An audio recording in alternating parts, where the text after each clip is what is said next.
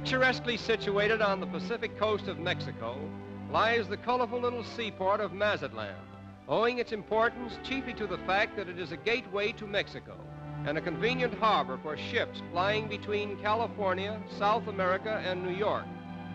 Aside from its modern status, Mazatlán intrigues our imagination with thoughts of the countless tides that have caressed its shores and the thousands of ships that have come and gone since the first Spanish galleon weighed anchor in its harbor and landed a colorful cargo of buccaneers in quest of adventure and gold. That was many centuries ago, but within a short distance of modern Mazatlán, there is a tiny fishing village that has changed but little since the day that the first white man set foot on the shores of Mexico. Here the native fishermen enjoy a peaceful existence as Mother Nature provides all that they seem to require for their happiness and well-being.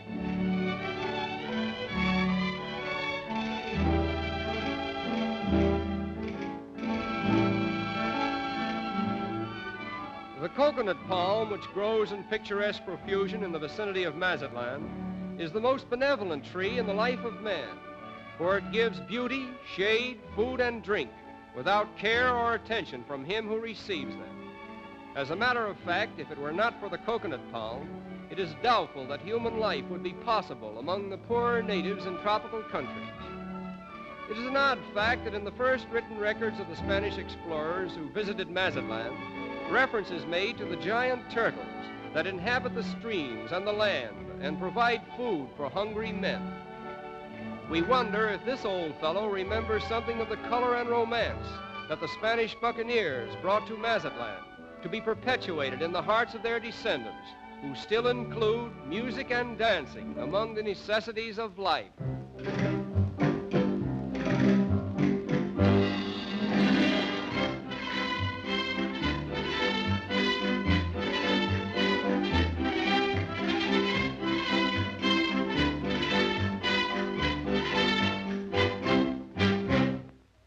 Following in the path of the Spanish buccaneers, we come to the native village of Toluca, where we are afforded an opportunity of seeing something of the rural life of Mexico on a typical market day.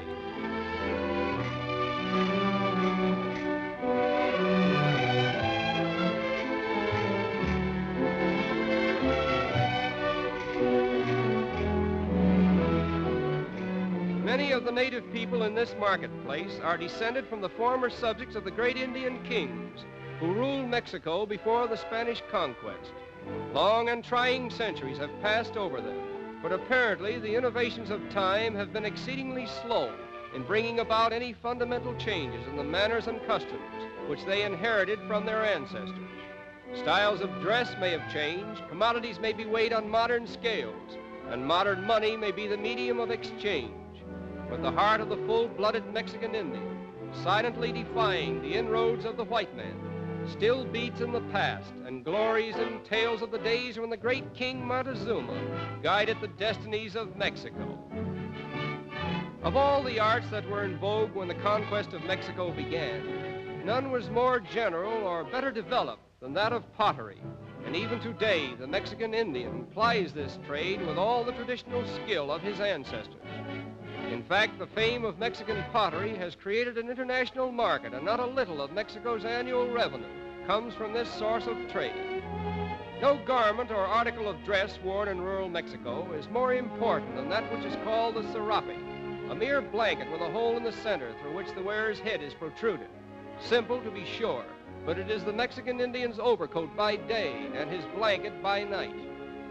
Rural Mexico is noted for the picturesque little towns that dot its landscape, like time-honored hamlets of the old world. And among the most celebrated of these is the quaint little town of Tasco, a miniature of Spain itself.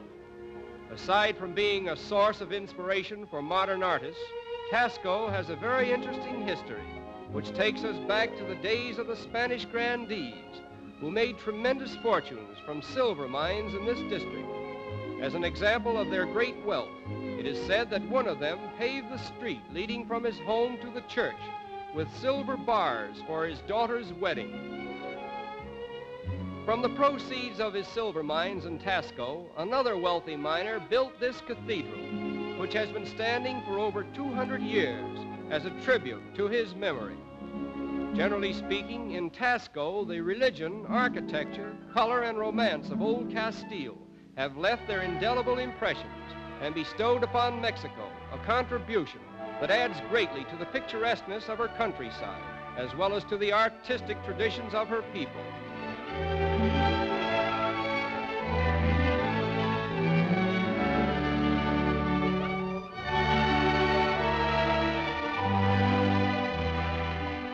Fortunate is the Mexican village that has a plentiful supply of water, where scarcity of water is one of rural Mexico's greatest problems, and this may account for the importance of the pulque industry, which has its source in the desert-growing maguey plant. Normally, the maguey would flower into a stalk from 12 to 20 feet high, but it is purposely stunted in order to make it more productive. A normal plant has been known to give as many as 50 gallons of its liquid over a period of 6 months.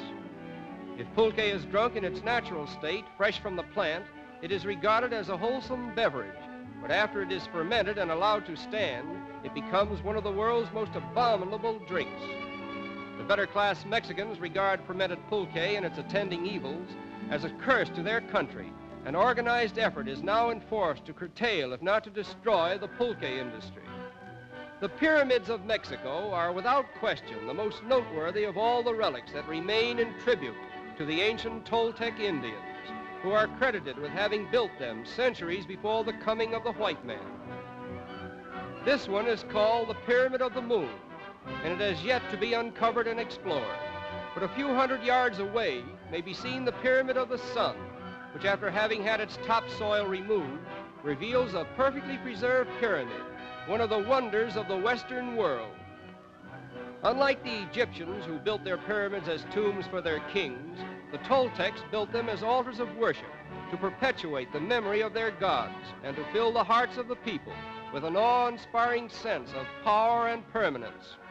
Even today, the pyramids of Mexico are as awe-inspiring as they were in the days when devout Indian worshipers prayed upon their terraces, never dreaming that a time would come when their gods would fall before the onslaught of another race, and their altars of worship would be no more than an epitaph to their memory. And it is with this thought that we say farewell to Mexico.